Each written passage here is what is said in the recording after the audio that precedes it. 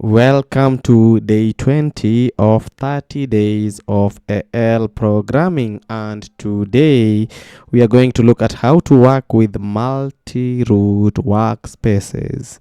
I have been an advocate of separating every module into its own different application, and with such kind of scenario, you find yourself in a situation where you need to work with several apps at once, and this is the concept of multi-root workspaces.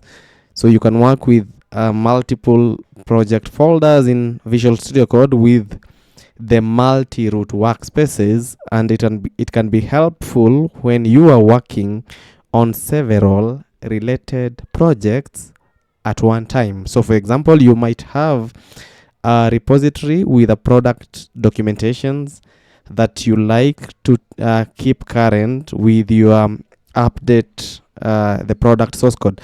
Mostly with the test app, when you have the main app and then the test app, it's really helpful. But you can also have maybe two modules which are related together, or maybe the main module and its web service application. With the web service application there, you can add these particular workspaces. Ni Tech na Msangi ya jishinde.com. So it's very simple. Tough it may sound in terms of what it is, but in action it's something really simple. So when you are in your Visual Studio Code, for instance, I'm here with this folder, the AL project 1 okay, 21. This is 21. So I'll click on file and just say add folder to workspace. So I'm adding AL let me say AL demo 18 to this workspace. So automatically it's included as part of the workspace. And clearly when you see here, if I have maybe, okay, so select a workspace folder to use for the PowerShell extension. So okay, so the folder that I'll be using for my extension and all that. So I do have now these two folders grouped, and I have access to the code of these folders. Now what if I need to add another one? I just right click and then I say add folder to workspace, and I'll keep adding as many projects as possible.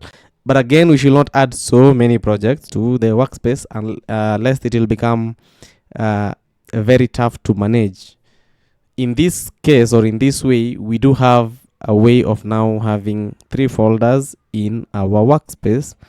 And so what else can we do with the workspace? What if now we have maybe 2 or 3 related projects, and we'd like to work with them over and over again for every time we need to use it? So we can save this workspace to enable us, anytime we need to access it, we'll go back to the same workspace. We can use the save workspace as. Of course, when you're closing the project, it will prompt you to sort of save the workspace. But still, here, we can save the workspace as this. Maybe we can say it is a .code workspace folder. So let me call it okay, let me leave it the way it is, L project 21 code workspace.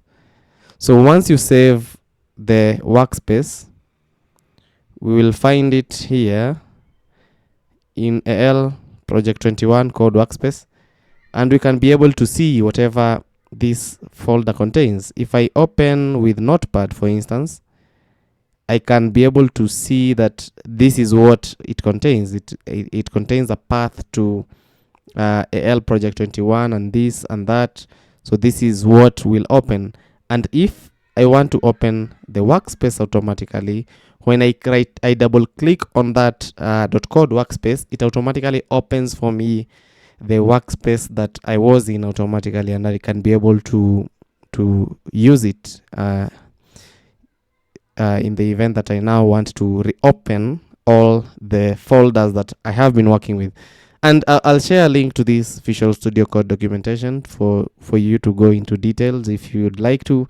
Yeah, I'd prefer you read more about it. And it contains the Visual Studio Docs contains a lot of information about how to use Visual Studio more efficiently. So you can read more, add more, and share more on what you have learned. If you have something to add, share it in the comments so that we can keep adding knowledge. We can keep skilling up and getting better and better every day. So let's meet tomorrow in day 21. If you enjoyed this video, make sure to like, subscribe, and ring the notification bell so that you don't miss the next one.